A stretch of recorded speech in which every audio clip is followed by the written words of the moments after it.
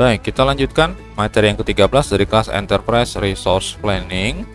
Kita sedikit ya membahas tentang Rapid ERP-LC atau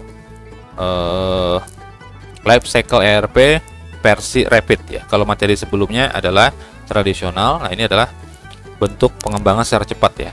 Ada 3 yang saya masukkan di sini berdasarkan referensi dari buku yang kita gunakan dalam kelas ini ya. Yang pertama ada Total Solution, ini menurut Ernest dan Young ya. Jadi pertama kalau menggunakan Rapid ERP-LC itu adalah melakukan proposisi nilai dulu. Jadi kita ini menemukan solusi yang masuk akal dari sisi bisnis. Kalau ketika kita akan melakukan pembuatan sistem ERP, kita harus melihat dulu proposisi nilainya itu seperti apa ya. Jadi solusinya harus masuk akal dari sisi bisnis. Kalau kita kembangkan nih masuk akal nggak nanti, worth it apa enggak kayak gitu ya. Kemudian cek realitasnya, ini organisasinya siap untuk berubah apa enggak. Kalau awalnya pakai cara manual kemudian kita rubah jadi tersistem, siap atau belum gitu ya.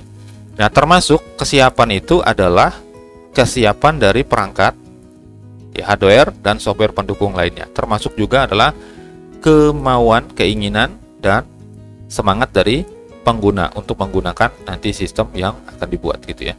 Kemudian pendekatan selaras nih, ekspektasi yang benar dan memberikan nilai pada jangka pendek atau jangka panjang. Jadi harus bisa dipastikan nanti memang ada value yang bisa diambil dari sebuah sistem yang dibangun supaya kita bisa memperoleh hasilnya baik dalam jangka pendek ataupun jangka panjang. Kemudian di dimensi sukses, nah ini untuk kolaborasi yang tepat, tadi berkaitan misalnya dengan integrasi dengan pihak ketiga dan seterusnya, sering berkolaborasi antar unit di enterprise tersebut juga itu termasuk di situ, sehingga nanti bisa menghasilkan nilai yang diinginkan gitu ya. Kemudian menyebarkan nilai untuk mengukur hasilnya. Jadi diukur setelah menggunakan sistem, lalu dibandingkan dengan sebelum menggunakan sistem, ini perbedaannya seperti apa, dan nanti dinilai di situ apakah bisa dipertahankan ini sistem atau tidak begitu. Ini menurut Ernest dan Young ya dalam konsep mereka atau project mereka Total Solution ya. Kemudian ada lagi Fast Track ya, ini menurut Deloitte dan Touchy ya gitu. Nah kita dalam Rapid ERP-LC, life cycle-nya ERP versi Rapid itu harus mendefinisikan skop dan perencanaannya. Kemudian menetapkan visi dan penentuan target capaian. Karena ini berlangsung cepat ya, Rapid itu cepat, jadi tidak seperti apa namanya pembahasan kita di materi sebelumnya yang berkaitan dengan life cycle atau siklus hidup ERP.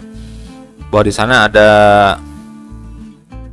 metode yang sebetulnya lambat ya. Jadi dari analisis turun ke ini, turun ke desain, turun ke implementation dan seterusnya, itu prosesnya lambat.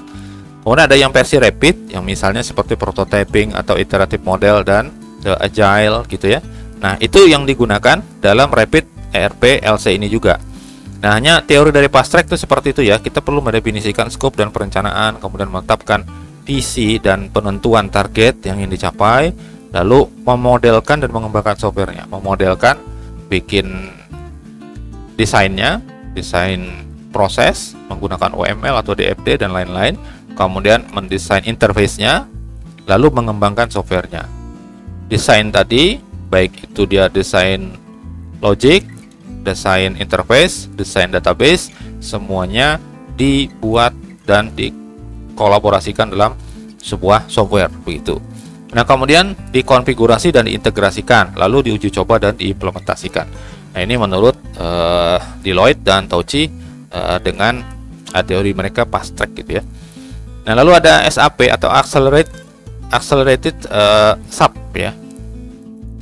Ini sebuah perusahaan sekaligus dia memberikan semacam ya menyebut teori lah seperti itu, teori SAP lah seperti itu ya. Nah, jadi SAP ini memberikan 5 tahapan.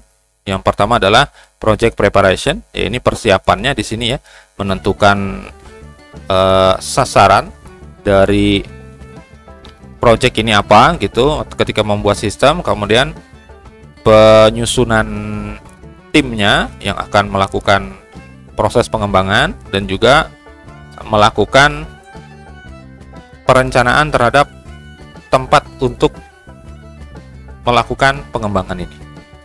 Nah, kemudian kalau sudah seperti itu, masuk ke bisnis blueprintnya. Nah, ini tahap untuk mendetailkan kebutuhan dari masing-masing stakeholder ya, atau pengguna lah, atau unit di dalam sebuah enterprise. Kemudian membuat blueprintnya yang bisa juga berupa outline, nanti bisa digunakan untuk pengembangan ya, yang itu nanti dibutuhkan oleh masing-masing unit tadi atau stakeholder tadi ya. Kemudian di realisasi, nah di realization ini adalah sudah masuk ke dalam konfigurasi sistem, yaitu pembuatan aplikasinya.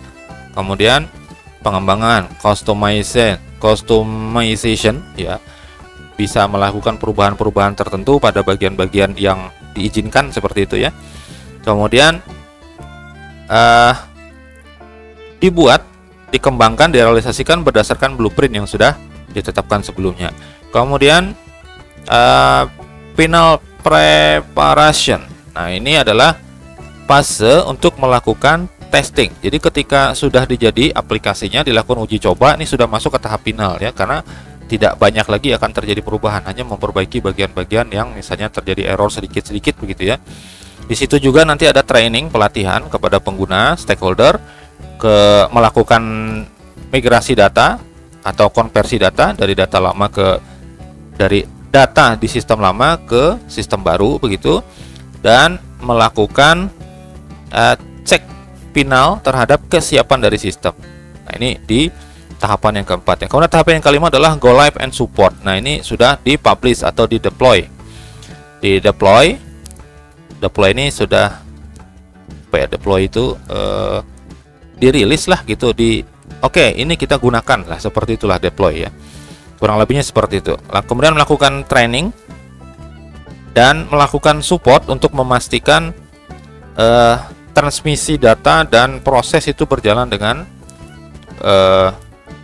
wajar dan normal sesuai dengan lingkungan dari SAP-nya. Jadi berdasarkan proses yang ditetapkan oleh SAP begitu. Kalau dia menggunakan SAP begitu. Yaitu adalah beberapa life cycle ERP versi rapid ya. Kalau di materi sebelumnya kita bahas tentang life cycle ERP versi tradisional ya.